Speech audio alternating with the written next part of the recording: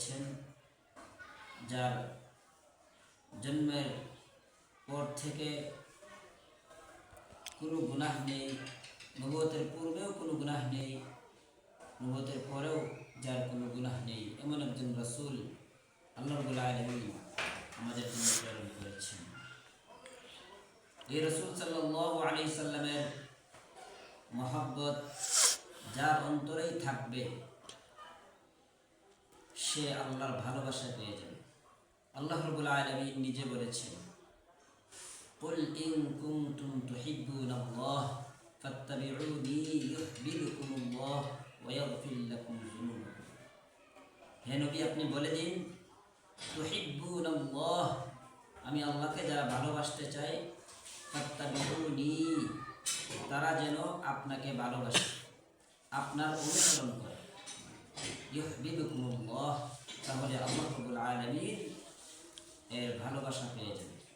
ওয়া ইয়াগফির লাকুম যুনুবাকুম, এবং তার জীবনের সমস্ত গুনাহটা মাফ করে দেওয়া হবে। আল্লাহু গফুরুর রহিম, আর আল্লাহ হচ্ছেন দয়ালু, আল্লাহ হচ্ছেন ক্ষমা করনেওয়ালা।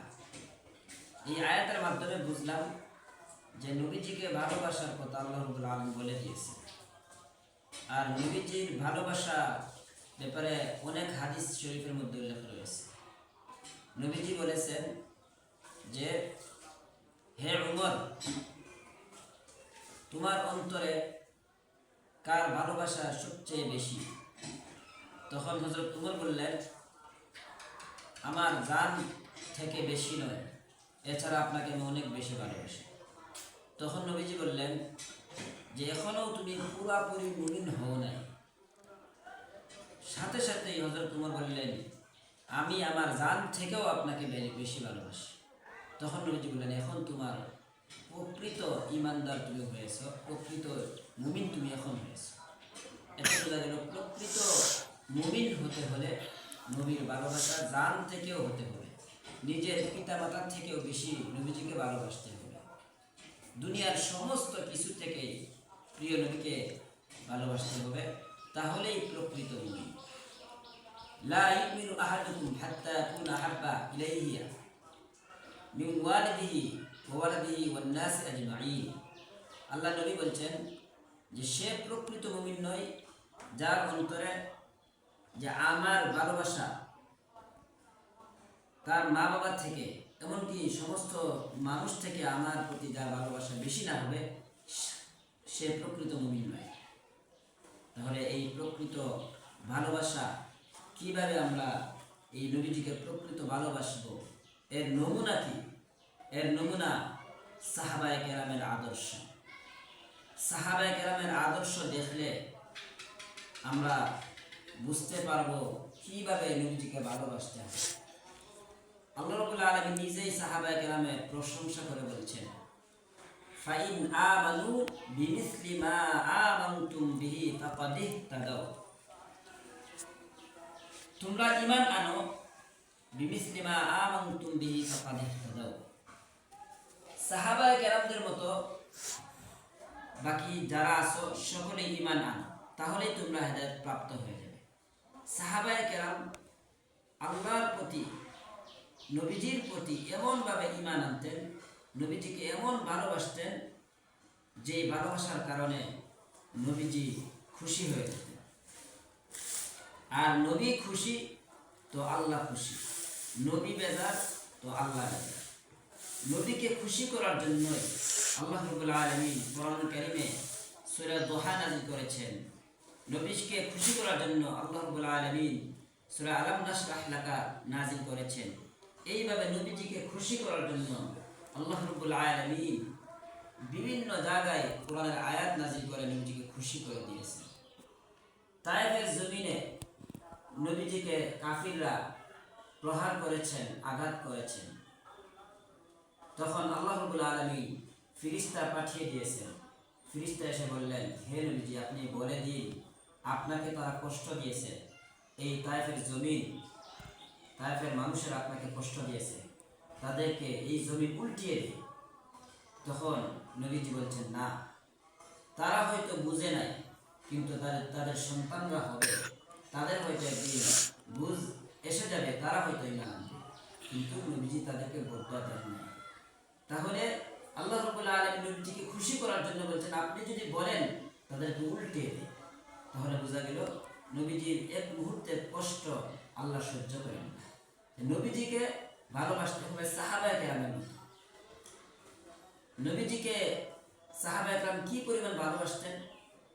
হযরত আবু বকর সিদ্দিক রাদিয়াল্লাহু তাআলা আনহু হিজরত, যে সময় নবীজি মক্কা থেকে মদিনায় হিজরত করবেন, এর অনেক পূর্বেই নবীজি বলছেন, হে আবু বকর সিদ্দিক, অন্যান্য সাহাবায়ে কেরাম সময় মতো শিবির তো চলে যাবে, কিন্তু তুমি আমার হিজরতের সাথী হবে।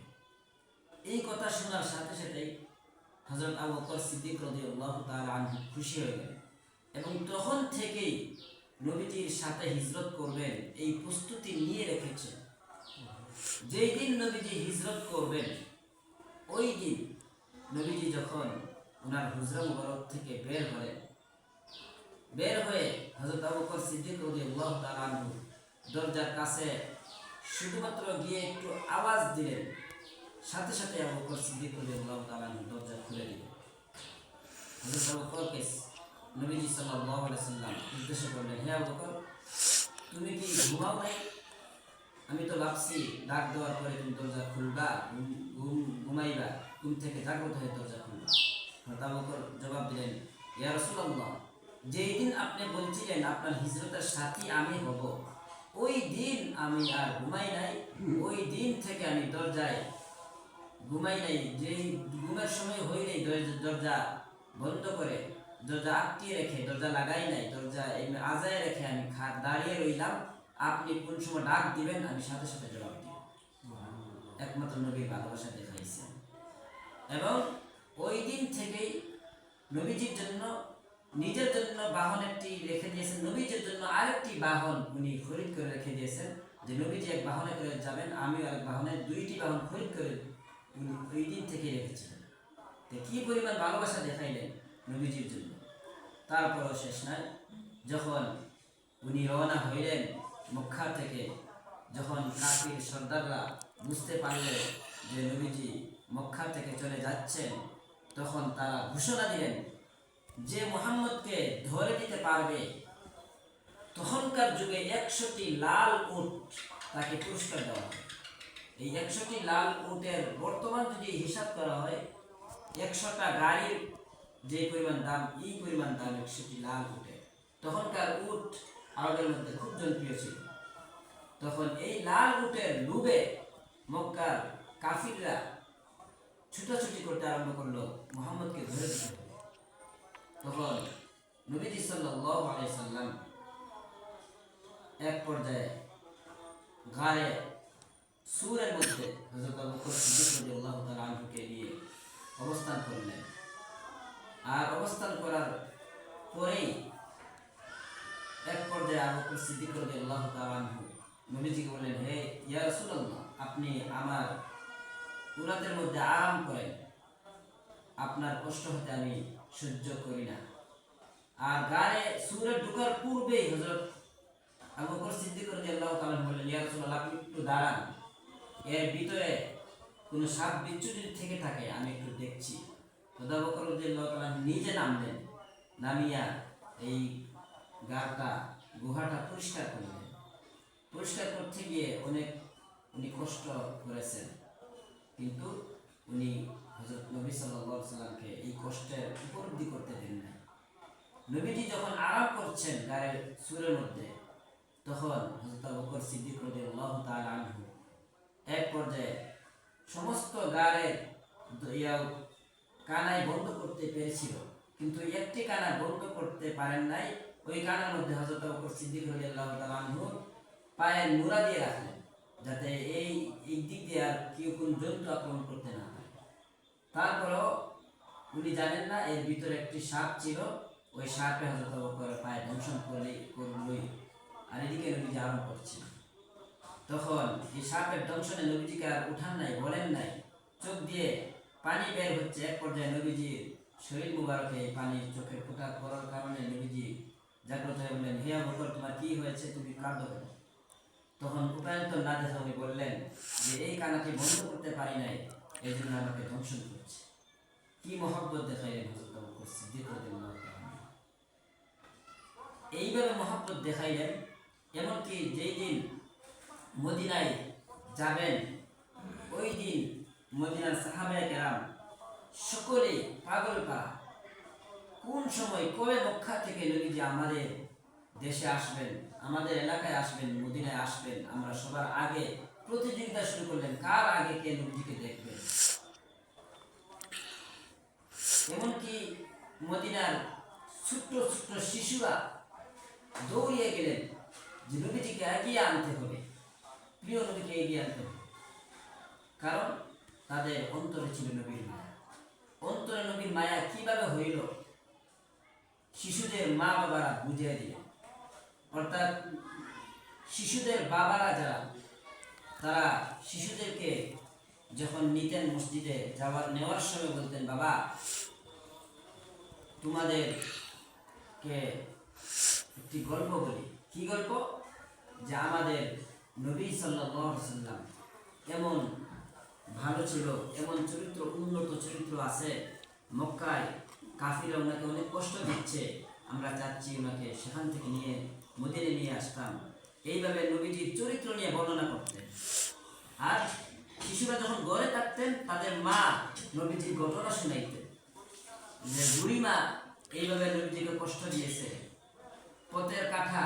পথের মধ্যে কাঁথা দিয়ে রেখেছে যাতে কষ্ট পায়। এরপরেও নবীজি উল্টা এই বুড়িমাকে কষ্ট দেন। অনেকে নবীজিকে গালাগালি করছে, উল্টা নবীজি ওনাকে গালাগালি করেন নাই, খারাপ আচরণ করেছে নবীজিকে, কিন্তু নবীজি উল্টা খারাপ আচরণ করেন নাই। বাচ্চারা এমন সুন্দর আচরণ, সুন্দর চরিত্র মার কাছে শুনতেন, বাবার কাছে গল্প শুনতেন, নবীজির আখলাক চরিত্রের গল্প, সুন্দর আদর্শের গল্প শুনতেন। এই যে গল্পগুলা শুনতেন, শোনার কারণে তারা তখনই নবীজির জন্য পাগল, কবে আসবে আমাদের দেশে, আমাদের মদিনায় কবে আসবে আমাদের রাসূল, আর এই নবীকে নিয়ে মহব্বত করব। শিশুরা পর্যন্ত নবীর জন্য পাগল পায়। এই দিন মদিনার কোনো শিশুরা বাকি রইল না, সকলে দৌড়িয়ে নবীজিকে এগিয়ে আনার জন্য গেলেন। আব্দুল্লাহ ইবনে সালাম রাদিয়াল্লাহু তাআলা আনহু তখন ইহুদি ছিলেন, উনি ইহুদির বড় পণ্ডিত ছিলেন। উনি বললেন, মুসলমান হওয়ার পরে উনি বললেন যে আমি মদিনার শিশুদেরকে যখন দেখলাম তারা দৌড়াইতে লাগলো নবীজিকে এগিয়ে আনার জন্য, তখন আমিও সাথে করে গেলাম যে এই মুহাম্মদের জন্য তারা এই তো দৌড়ায়, এই তো পাগল কেন, দেখতে হবে।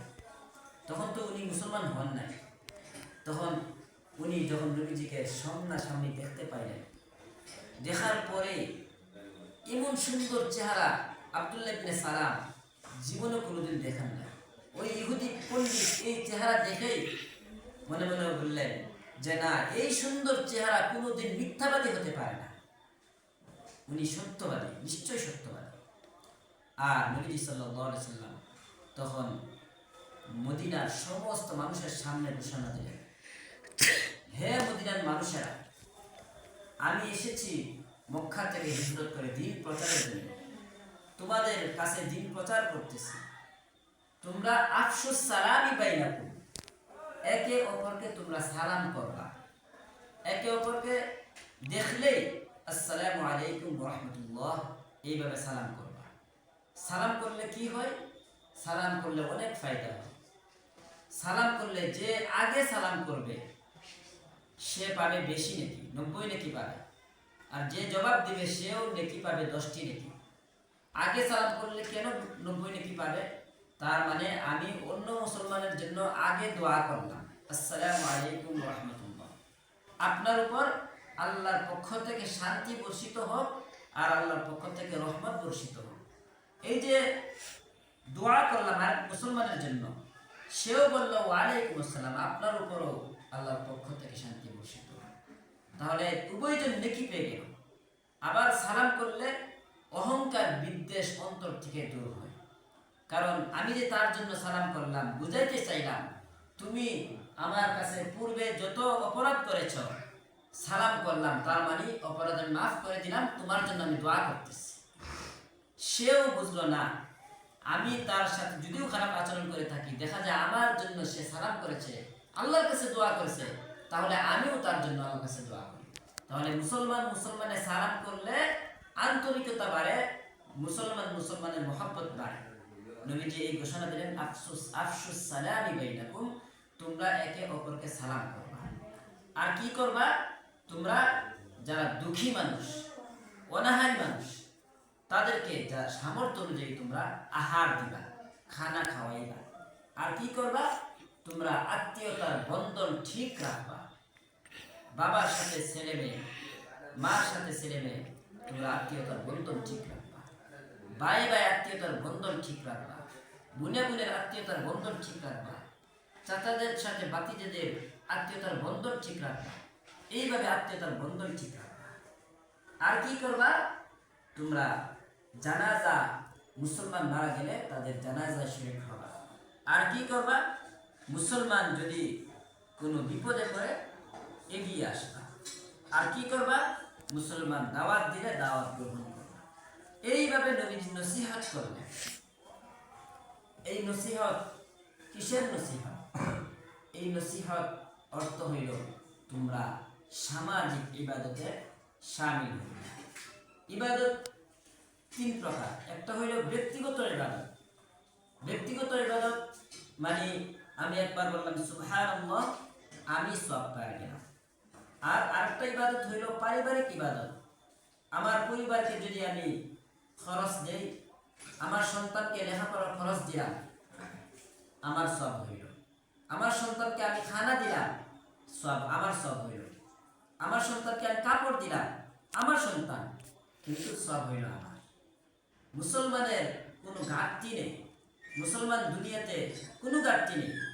পরিবারকে সে নিজে ভরণ পোষণ দিচ্ছে, তাও সওয়াব পাচ্ছে। তাহলে একটি পারিবারিক ইবাদত। আরেক হইল সামাজিক ইবাদত, যে সমাজের খেদমত করা। সামাজিক ইবাদতের মধ্যে একটি হইল আত্মীয়তার হক ঠিক রাখা, ভাইয়ের হক ভাইকে দেওয়া, মার হক মাকে দেওয়া, বাবার হক বাবাকে দেওয়া, আবার মা বাবা তার সন্তানের হক সন্তানকে দেওয়া। এইভাবে চাচাদের হক বাতিজারা দেওয়া। একে অপরের হক আছে। উস্তাদ ছাত্রের প্রতি হক আছে, ছাত্র উস্তাদের প্রতি হক আছে। এইভাবে মুরব্বীরা যুবকদের প্রতি হক আছে, যুবকরাও মুরব্বীদের প্রতি হক আছে। প্রতিটা দুনিয়ার প্রতিটা জিনিসে একে অপরের সাথে হক আছে। এমনকি গাড়ি দিয়ে যদি এখান থেকে সিলেট পর্যন্ত এক গাড়ি দিয়ে যাওয়া হয়, পার্শ্ববর্তী সিটে যে বসা আছে, ওই যে পার্শ্ববর্তী সিটের তারও হক আছে প্রতিবেশী হিসাবে। এক হইল আত্মীয়তার হক, আর এক হইল প্রতিবেশীর হক। এই হকগুলা রক্ষা করা, আত্মীয়তার হকগুলা রক্ষা করা, এগুলো হলো সামাজিক ইবাদত। নবীজি সামাজিক ইবাদত কি পরিমাণ করেছেন? নবীজি অনেক পরিমাণ সামাজিক ইবাদত করেছেন। আমাদেরকে শিক্ষা দিয়েছেন যে তোমরা সামাজিকভাবে তোমরা ঐক্যবদ্ধ থাকবা। অপরজনে তোমাকে গালি দিয়েছে, সে কবিরা গুনাহ করলো, সাথে সাথে আমিও মুখ থেকে গালি বের করলাম, তাহলে আমিও তো কবিরা গুনাহ করলাম। তাহলে তার গালির সাথে যে আমিও গালি দিয়ে দিলাম, আমি বুঝলাম না সে না অন্যায় করেছে, একটি কবিরা গুনাহ করেছে, আমিও কেন কবিরা গুনাহ করবো তার সাথে? সে যদি 100টিও গালি দেয়, আমি যদি একটিও গালি না দেই, আমি যদি মুখ বন্ধ করে বসে থাকি, তাহলে নবীর আদর্শ পালন করলাম। কারণ নবীজিকে অনেক কাফিররা গালি দিয়েছে, সাধারণ গালি নয়, বড় বড় গালি দিয়েছে। নবীজি চুপ করে বসে রয়েছে। কারণ কি? এটা হচ্ছে নবীর আদর্শ। গালি হজম করা, এটা হচ্ছে বড় জিহাদ। মানুষ তো জিহাদ শুধু ময়দানে গিয়ে জিহাদ করা, এটা তো জিহাদ আছেই। এছাড়া মানুষের যে কষ্ট সহ্য করা, এটা হচ্ছে বড় জিহাদ। একজন বড় বুজুর্গ ঘটনা কিতাবে লিখিত আছে। ওই বড় বুজুর্গ, উনার যে আত্মীয়, উনার যে পার্শ্ববর্তী ঘর আছে, প্রতিবেশী যে ঘর আছে, এই প্রতিবেশী একটা হিন্দু মাজুসি। ওই হিন্দু মাজুসি কি করত? ওই বড় বুজুর্গের যে ঘর আছে, ওই প্রতিবেশী হিন্দু লোকটি প্রতি রাত তার ঘরের যে ময়লা আবর্জনা আছে, এই ময়লা আবর্জনাগুলা এই যে মুসলমান বুজুর্গের সামনে ঘরের সামনে ফেলে দিয়ে রাখত। প্রতি রাতে এটা করত। এই মুসলমান বুজুর্গরে কেউ সামনে করতো না, আফরকে করতো, যাতে এই মুসলমান কষ্ট পায়, সেখানে মুসলমান হইল। এই যে ঘটনা করতো, কিন্তু ওই বুজুর্গ তো আবার শেষ রাত্রে উঠে তাহাজ্জুদ পড়তো। উঠে যখন দেখতো সামনে ময়লা, উনি কিছুই বলতেন না, ময়লাগুলা পরিষ্কার করে ড্রেনের মধ্যে ফেলে নিজে উজু করে নামাজ পড়তো। এক পর্যায়ে উনার একটি ভীষণ অসুস্থ হইল, অনুভব করতে লাগলো যে হয়তো আমার শেষ দিন। তখন উনি ওই মাজুসি লোকটিকে ডাকলেন, ডেকে বললেন, হে আমার প্রতিবেশী ভাই, আপনি আমাকে মাফ করবেন। ওই হিন্দু লোকটি বলল, আপনাকে কেন মাফ করব? বলল যে আমি হয়তো মারা যাইতে পারি, আমি যদি মারা যাই তাহলে ওই যে এতদিন তুমি যে ময়লা আবর্জনা ফেলতা, আমি কাউকে না জানি, আমার সন্তানরাও জানে না আমি ময়লা আবর্জনা পরিষ্কার করে রাখতাম। কিন্তু আজকে যে আমি যদি মারা যাই, তাহলে তুমি এরপরেও যদি ফেলে রাখো, আমার সন্তানরা যদি ওই ময়লা আবর্জনা দেখে দেখে তোমার সাথে যদি ঝগড়া বিবাদ করে, তাহলে তো বুঝবে না। ঝগড়া বিবাদ করলে তাহলে এই অগ্রিম আমি মাফ চেয়ে নিলাম, তুমি যাতে কষ্ট না পাও। তখন ওই হিন্দু কি বলল, আপনি এত মহান, আপনার ধর্ম কি এত মহান? তখন ওই বুজুর্গ বলল, হ্যাঁ, আমার ধর্ম এত মহান, প্রতিবেশী যারা আছে তারা যদি আমাকে কষ্ট দেয়, আমি তাকে কষ্ট দিব না, এটাই আমার ইসলামের শিক্ষা। তুমি যে আমাকে কষ্ট দিতা, এটা আমার, আমি যে সাথে সাথে তোমার কষ্ট দিব, এটা ইসলামের শিক্ষা নয়, আমার ধর্ম এটা। সাথে সাথে ওই লোকটি কালিমা করে, ওই লোকটির হাতে কালিমা করে মুসলমান। বুঝা গেল কি?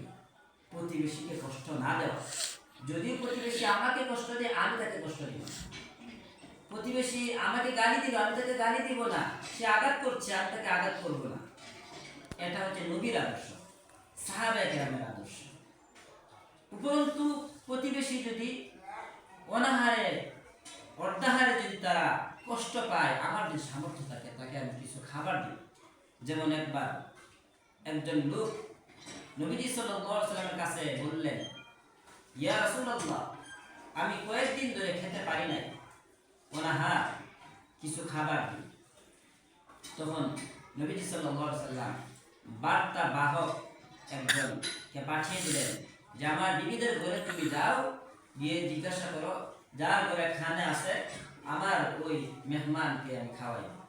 তখন ওই বার্তা বাহক নবীজির প্রতিটি বিবির ঘরে গেলেন, কিন্তু প্রতিটি বিবি জবাব দিলেন যে আমার ঘরে পানি ছাড়া কোনো খাবার নেই। এত কষ্ট নবীজি নিজে করেছেন ইসলামের জন্য। নবীজির ঘরে অনেক সময় সপ্তাহ যায়, কোনো খাবার নেই, কিন্তু আত্মীয় অথবা কোনো মেহমান আসছে, মেহমানকে কিভাবে খাওয়াবে, তারা এই পেরেশান। তখন ওই লোকটি ফিরে আসলেন, বললেন আপনার কোনো বিবির ঘরে পানি ছাড়া কোনো খাবার নেই। তখন নবীজি বললেন, হে আমার সাহাবায়ে কেরাম, তোমাদের কারো কোনো সামর্থ্য আছে আমার এই মেহমানকে তোমরা খাওয়াইবা? তখন সাহাবায়ে কেরামের মধ্য থেকে একজন সাহাবী বললেন, ইয়া রাসূলুল্লাহ, আপনার মেহমানকে আমি খাওয়াবো। তখন নবীজি দিয়ে যাও। তখন ওই মেহমানকে নিজের বাড়িতে নিলেন। নিয়ে যাওয়ার পর বিবিকে জিজ্ঞাসা করলেন, হে বিবি, ঘরে কোনো খাবার আছে? তখন ওই বিবি বললেন, ঘরে কোনো খাবার নেই, ছোট বাচ্চার জন্য শুধু খাবার সামান্য রয়েছে, আর কোনো খাবার নেই। তখন বললেন, নবীজির মেহমানকে নিয়ে এসেছি, ওই নবীজির মেহমানকে খাওয়াতে হবে, তুমি বাচ্চাকে যে কোনো উপায়ে ঘুম পাড়িয়ে দাও। ওই নবীজির মেহমানকে খাওয়াইলে আমার বাচ্চা কষ্ট পাইলেও আল্লাহ খুশি হবে। তখন বিবিও বুঝে গেলেন, বিবিও তো আল্লাহওয়ালি মহিলা। তখন বাচ্চাকে ঘুম পাড়িয়ে তখন উনি খানা প্রস্তুত করলেন। এখন মেহমানের সামনে যদি খাবার পরিবেশন করা হয়, মেহমান তো মেজবানকে না নিয়ে খাবে না, আর এটা সুন্নত না। সুন্নত হইল মেহমানের সাথে একজন হইল মেহমান, এই ঘরের একজন মেহমান হইলেও বসা, এটা সুন্নত। তখন বললেন, হে দিদি, তুমি যখন আমাকে খাবার দিবা, খাবার দেওয়ার সময় তুমি কৌশল করে ঘরের বাতি নিবে ফেলবা, আর একটা প্লেট দিবা ভর্তি আর একটা প্লেট খালি দিবা। তখন ঘরের বাতি নিবে ফেলবা, যখন খাবার নিয়ে যাব এই সময় তুমি কৌশল করে বাতি নিবে ফেলবা। তখন তাই করা হলো। তখন খাবার ওই মেহমান লোকটির সামনে প্লেট ভর্তি খাবার দিল আর নিজের সামনে খালি প্লেটটি রাখা হলো। তখন উনি মুখ চাপড়ে চাপড়ে থাকলেন আর বুঝাইতে লাগলেন মেহমানকে, অন্ধকারের মধ্যে আমিও খাচ্ছি। মেহমান পুরা পেট ভরে খাইলেন। এই হলো নবীর মেহমান। ফজরের পরে ফজরের নামাজের জন্য যখন মেহমানকে নিয়ে গেলেন ফজরের নামাজে মসজিদে নববীতে, তখন নবীজি জিজ্ঞাসা করলেন, আমার অমুক সাহাবী কোথায়, আমার সামনে আসে। তখন অমুক সাহাবী নবীজির সামনে আসলেন। নবীজির সামনে আসার পর নবীজি মুস্কি হাসলেন। ইয়া রাসূলুল্লাহ, আপনি হাসলেন কেন? বলল, গত রাত্রে যে কাণ্ড ঘটাইলা, এই কাণ্ড দেখে শুধু আমি হাসি নাই, মহান আল্লাহ রাব্বুল আলামিন, মহান আল্লাহ রাব্বুল আলামিন তুমি যে এইভাবে কৌশল করে খাওয়াচ্ছ, মহান আল্লাহ তোমার প্রতি এত খুশি হইলেন। মহান আল্লাহ ফেরেশতার মাধ্যমে আমাকে খবর দিলেন যে আমি আল্লাহ খুশি হয়ে গেছি, তুমি নবীও ওই সাহাবীর প্রতি খুশি হয়ে। তাহলে নবীর মেহমানকে খাওয়াইলেন, কেন খাওয়াইলেন? সামাজিক খেদমত করলেন।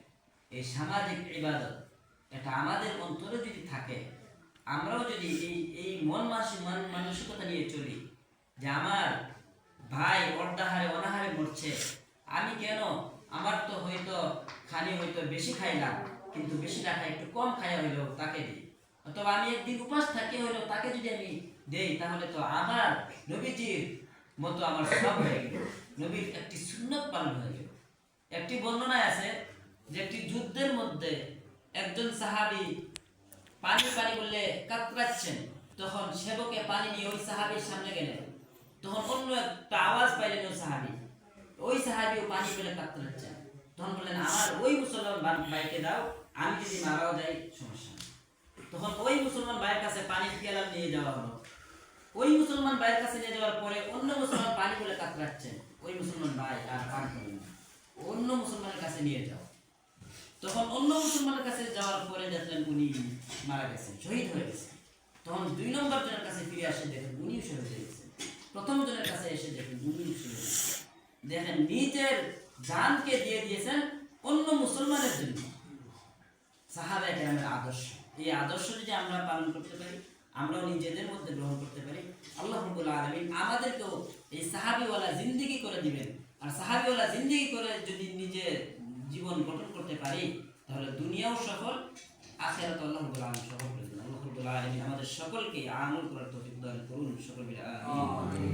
ওয়া আখিরু দাওয়ানা আলহামদুলিল্লাহি রাব্বিল আলামিন।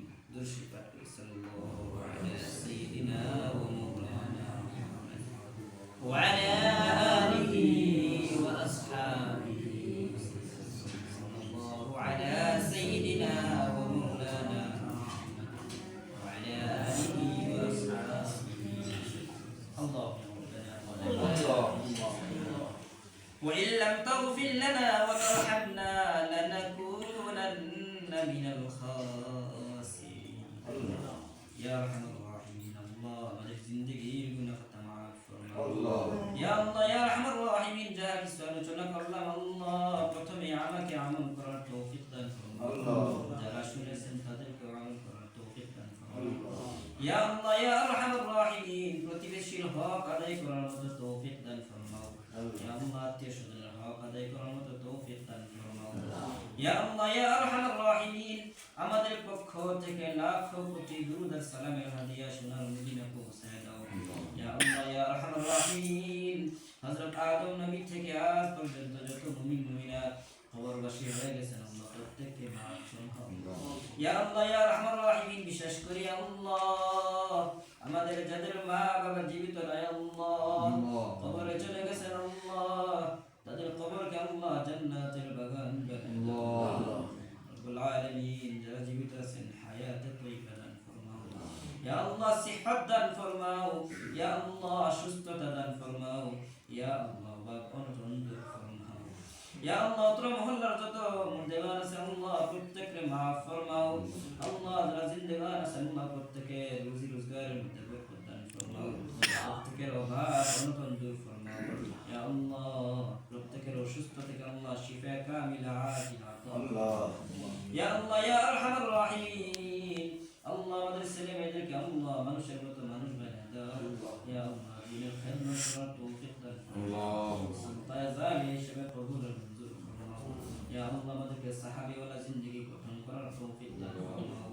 ইয়া আল্লাহ ইয়া আরহামার রাহিমিন, আখির গুজারিশ মরণের সময় আল্লাহ আমাদের জবানে জারি করে দিও লা ইলাহা ইল্লাল্লাহ